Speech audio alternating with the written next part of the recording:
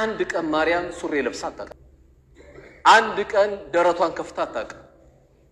ስትናገር አሁን ሲቀራ ከሰማችሁ ወለም የምሰስኒ በሸር ነው ያለችው። አንቺ መርየም አንቺ አረገሽ ብሎ ወረኞች መጥቶ ሲመጣ አረን ያ አንድ ወንድ እንዲህ ያልነካኝ ሲሆን ጌታዬ እንዴት አረግዛለሁ እንዴት እሶናለሁ ብላ ተጨነቀች። ጥቡቅ የሆነ ሴት ብታረግዝ ዝም ብላ ያስደነግጣል። በጣም ደንግጣለች መርየም። አንድ ወንድ ነክቶኝ ያልነበርኩ ሴት ነኝ እኮ እያለች ነው ያለችው። መውደድ ማለት በምላስ አይደለም። በተለይ የኛ ሀገር የትኛውም እምነት መርየምን አለይሂ ሰላም ወይ ማርያምን ይወዳታል። መውደድ ማለት ግን ምንድነው ከተባለ በተግባር ሆኖ መገኘት ነው። ተግባር ላይ ያለ ነው ሲባል በጣም ከባድ ነው። መርየም እንግዲህ አርግዛ እንኳን መላኩ ጅብሪል አለይሂ ሰላም በመጣባት ጊዜ ኢኒ አዑዙ ቢርrahማን ሚንከ ኢን ኩንተ ተቂያ እኔ በረህማን ጌታ ተጠበቃለሁ እንዳትጠጋኝ ያለችው። እሱ ሊያበሽራት ነው የመጣው ግን እንዳትጠጋኝ ያለችው። እንግዲህ ያስጨነቃት እናታችን መርየም ወይ ማርያም አላህ ሰላሙን ያወርድባትና ያስጨነቃት ያለ አባት የተወለደ የተረገዘ ልጅ አለ። በዚህ ልጅ ጉዳይ ምን መልስ እንደምትሰጥ በጣም ግራ ተጋብታለች። ነገር ግን አላህ ምንም አላላትም። ምንድነው መልስ ጫላት? ያ መርየም አና ለኪ ሐዛ አንቺ መርየም ወይ ምንድነው ያረገሽው ባክሽ? ያ ኡኽታ ሃሩን ማ ካነ አቡኪ امرأ سوء وما كانت امك بغية። በጣም ከባድ ንግግር ነው የተናገሩት።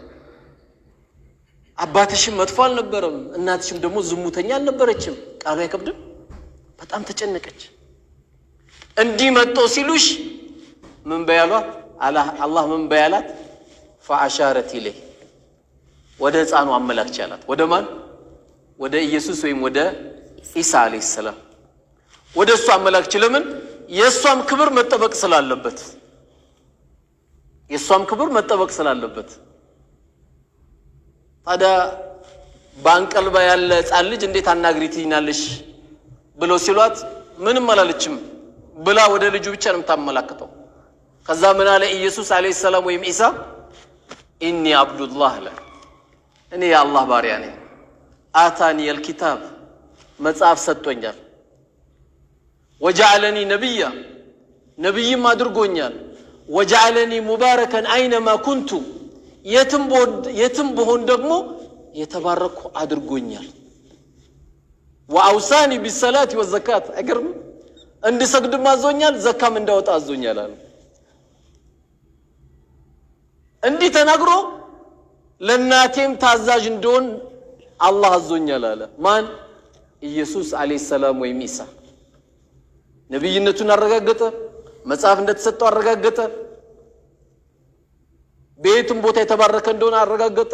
ሰላት መስገድ እንዳለበት አረጋገጠ። ዘካ ማውጣት እንዳለበት አረጋገጠ። ይህን ንግግር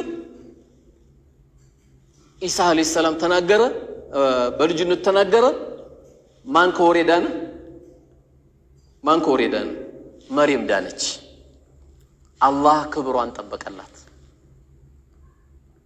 አላህም ደግሞ ድንገት እዚች ጋር ቆም ማለት ይፈልጋልና በሕፃንነቱ የተናገረው ኢሳ በኢሳ አፈጣጠር ደግሞ እኛ እንዳንገረም አላህ ምን አለ? ኢነ መሰለ ኢሳ ኢንደላሂ ከመሰሊ አደም የኢየሱስ ወይም የኢሳ አፈጣጠር እንደ አደም ነው አለ። እንደውም የአደም ይገርማል አለ። خلقه من تراب كعفر ፈጠረው ثم قال له كن فيكون ሰው ሆነ አለው። ሰው ሆነ የአደም ነው እንደውም የበለጠ የሚያጅበው። ቢያንስ አባቱ አልታወቀም አላህም ባለው ነውና የተፈጠረው ኢሳ አለይሂ ሰላም። ቢያንስ ግን ከሴት ወድ ውስጥ ነው የወጣው። አላህ ያፈጣጠር ጉዳይ እንዳይገርማችሁ ለመገረም ከሆነ የማን ይገርማል አለ?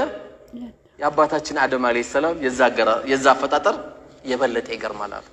ያው ብዙን ጊዜ ሌሎች የሚሉት ያው የኢሳን አፈጣጠር ይነግሩናል። ያው ሙስሊሙ ግን ቀድሞም አላሁ ተዓላ በተከበረው ቃል ይሄንን ነግሮታል። እቺ ምርጥ ሴት የነበረችው መርየም ወይም ማርያም መንገድ ላይ ጎረምሶችን የምታስደነግጥ አልነበረም። አለባበሷ በጣም ጥቡቅ ሴት ነበረች። ምክንያቱም ይሄ ፕሮግራም ዓለም ላይ የሚታይ ፕሮግራም ስለሆነ ማፍቀርና መሆን አጅሩ አንድ አይደለም። ትክክለኛ የምትለብሰው የነበረው ልብስ አላህ የፈቀደላት አውረቷን የምትሸፍን ጥቡቅ ሴት የነበረች ብትኖር መርየም ናት አለይሂ ሰላም። እቺ ሴት